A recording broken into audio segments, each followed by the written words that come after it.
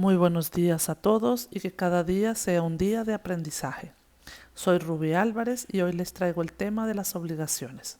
Vamos a comenzar diciendo que las fuentes de las obligaciones en nuestro derecho civil venezolano reza así.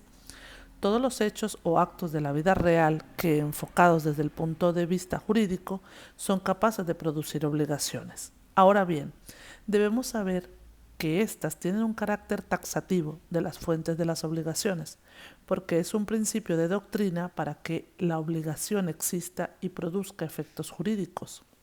Por tanto, será necesario que esté consagrada en el ordenamiento jurídico positivo. Dentro de la clasificación de las fuentes tenemos las clásicas, que serían la romana, la Pottier y el Código Napoleónico. Y dentro de las modernas hablaríamos de la bipartita, de la de Jocenrand y la de Sabatier. Las clásicas tenemos que la romana está en las Institutas de Justiniano. Ahora bien, con respecto al consentimiento, veremos que basta con el acuerdo de voluntades para crear obligaciones, porque esta como tal es una manifestación de voluntad deliberada que se hace de manera consciente y libre. Los elementos esenciales que vemos allí son los que hacen que exista el contrato. Por tanto, si vamos un poco más allá, buscaríamos el tema de los vicios del consentimiento. Y para que éste se dé está el error, que diremos que el error consiste en una falsa apreciación de la realidad. Porque desde el punto de vista jurídico, no toda equivocación tiene consecuencias sobre la eficacia del contrato, porque es indispensable que reúna determinados requisitos que la ley, la doctrina y la jurisprudencia tratan de precisar. Ahora bien, otros puntos sería el dolo, que es el error provocado intencionalmente por una de las partes o de un tercero para engañar a la otra parte a la hora de contratar. El dolo no supone el animus nocendi, que es la intención de dañar. Eso sería parte de la estructura, porque decimos que tiene como elemento fundamental la intención de engañar, que es el animus decipiende, es decir, la intención de provocar un error en la otra parte contratante capaz de inducirla a contratar. Por este tema podemos continuar diciendo que existen unos efectos según sea el caso. Existe el dolo causante y el dolo accidental. También vamos a hablar de la capacidad de las partes contratantes. La capacidad de las partes contratantes es un requisito de validez de los contratos. Las partes pueden ser personas físicas y personas jurídicas, debiendo tener capacidad legal para celebrar los contratos. La falta de capacidad da lugar a la nulidad del contrato.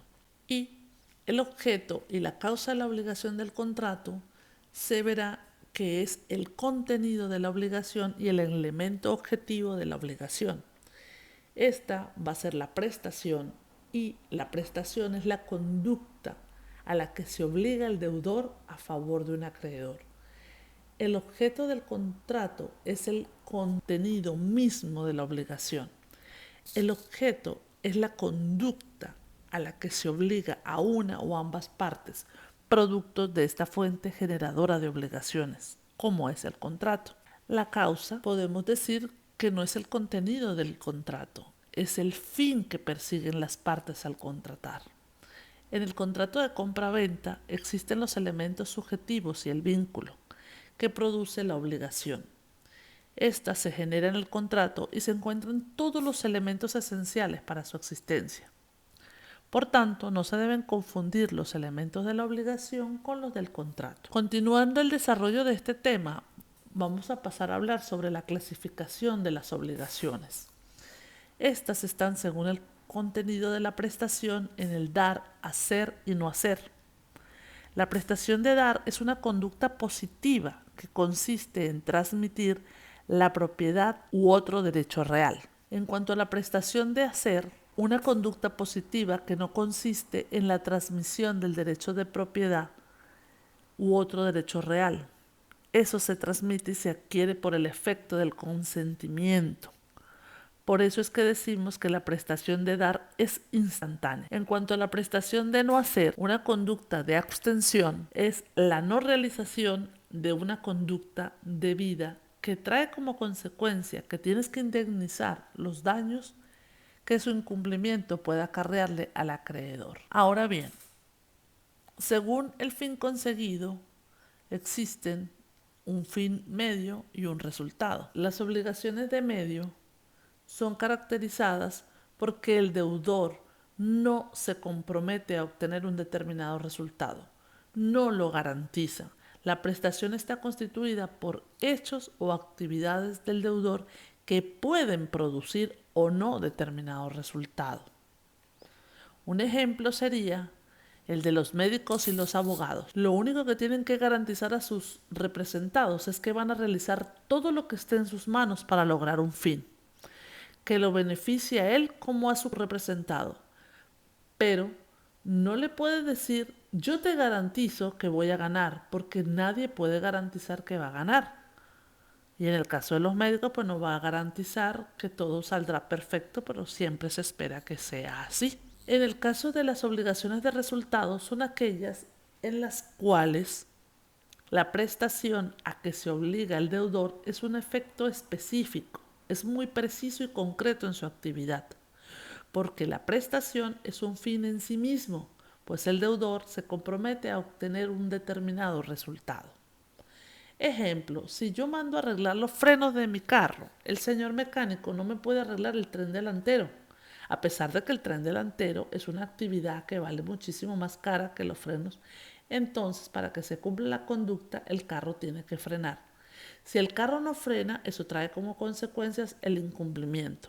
El fin en sí es el resultado exigido. En otro punto, diremos que según el carácter coactivo, las obligaciones se clasifican en jurídicas y naturales, entendiendo por jurídicas que las obligaciones dotadas de poder coactivo, es decir, aquellas por las cuales el acreedor tiene la facultad de obligar al deudor ante los órganos jurisdiccionales a cumplir, mientras que las naturales se denominan así porque no son de obligatorio cumplimiento para el deudor, quien es libre o no de ejecutarlas. El acreedor no puede pedir el cumplimiento forzoso al deudor mediante los órganos jurisdiccionales. En nuestro Código Civil, la obligación es un vínculo jurídico, en virtud del cual una persona, el deudor, se compromete frente a otra, el acreedor, a ejecutar en su beneficio una determinada prestación de dar, hacer o no hacer, valorable en dinero, la cual, en caso de no ser cumplida por el deudor, compromete a éste a responder con su patrimonio. Ahora bien, veamos las condicionales. Las obligaciones condicionales en nuestro Código Civil, en su artículo 1197, establece lo siguiente. La obligación es condicional cuando su existencia o resolución depende de un acontecimiento futuro e incierto. Por consiguiente, la obligación condicional es aquella cuya existencia o nacimiento mismo o extinción, que sería la resolución, depende de la realización de una condición, entendiéndose por tal el hecho de subordinar la formación o la desaparición de una relación de derecho a la realización de un acontecimiento futuro e incierto. Ahora vamos a ver lo que son las obligaciones conjuntivas. Son aquellas en las cuales se deben todos los objetos comprendidos en las mismas, es decir, recaen sobre varios objetos y el deudor, para liberarse de su obligación, debe cumplir las diversas prestaciones que configuran los respectivos objetos. Por ejemplo, el deudor se obliga a entregar 20.000 bolívares y un reloj y una colección de libros de tal autor. Como es evidente, la conjunción y caracteriza estas obligaciones, por consiguiente, el deudor, para cumplir, debe realizar acumulativamente todas las prestaciones, pues como se afirma en doctrina, todos los objetos están in obligationem y todas están in solutionem. Ahora proseguimos con el punto de las obligaciones divisible e indivisible. Según la divisibilidad del objeto y la ejecución de la prestación, las obligaciones se clasifican en divisibles e indivisibles. La teoría de las obligaciones divisible e indivisible lleva fama de oscura. El jurisconsulto Dumoulin publicó en 1562 un tratado en el que decía: No hay en el turbulento océano del derecho piélago más profundo y peligroso que el tratado de la divisibilidad e indivisibilidad. Veamos bien, las obligaciones divisibles serán aquellas que por objeto en una prestación son susceptibles de ser cumplidas por partes, sin que se altere la esencia de la obligación. Realmente presentan la posibilidad de cumplimiento parcial, pues no conllevan una alteración o disminución de su valor por la división. En cuanto a las indivisibles, la prestación puede ser determinada ya por la naturaleza del objeto, o por la voluntad de las partes, o por la disposición de la ley. Por ello, la obligación es indivisible cuando la prestación tiene por objeto una cosa o un hecho indivisible por su naturaleza. El artículo 1250 del Código Civil da un ejemplo y dice: la obligación de entregar un buey, la de construir una mesa, la de construir un derecho real de hipoteca o de servidumbre, cuando la voluntad de las partes contratantes fue pactar la indivisibilidad. Continuemos en otro punto del artículo 1253 del Código Civil, donde dice un ejemplo más gráfico y más sencillo: la entrega de un caballo o de un terreno determinado como cuerpo cierto con sus linderos y ubicación, o la construcción de una casa prometida por un constructor. Esto es todo. Espero les haya gustado, sea de su interés, se suscriban a mi canal y nos veamos en una próxima entrega.